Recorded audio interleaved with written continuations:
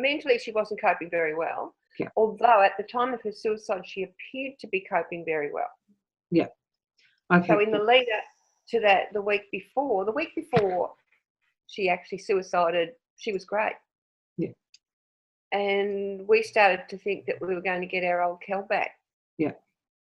And but in the lead up to that, in probably the 8 to 12 months before that, it's been escalating all over the place. Okay. Very erratic in moods and behaviours.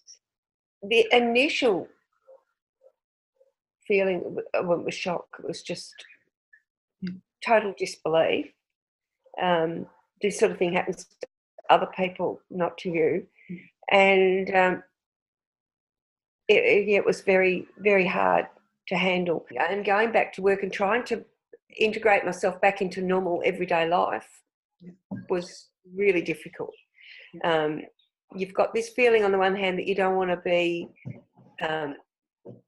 boring people or becoming a drain or someone that they didn't want to be around. But inside you're feeling sick and sad and awful. In Australia, for every one person that dies, there are another 30 that they know of attempt suicide. 80% of people that are potentially suiciding or thinking about suicide are ambivalent. So if you could talk to somebody and maybe your question, are you all right, or, you know, is there anything I can do, or what have you, might be just the key to turning them around. Yeah. To knowing that someone does care. Oh, talk about it. Yeah. Don't bottle it up.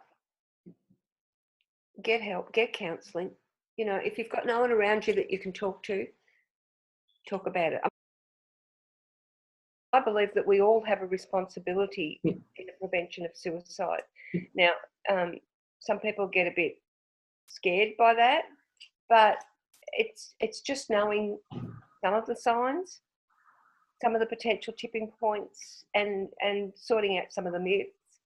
There's lots of them, and being not necessarily comfortable with feeling that you could ask somebody, are you feeling all right?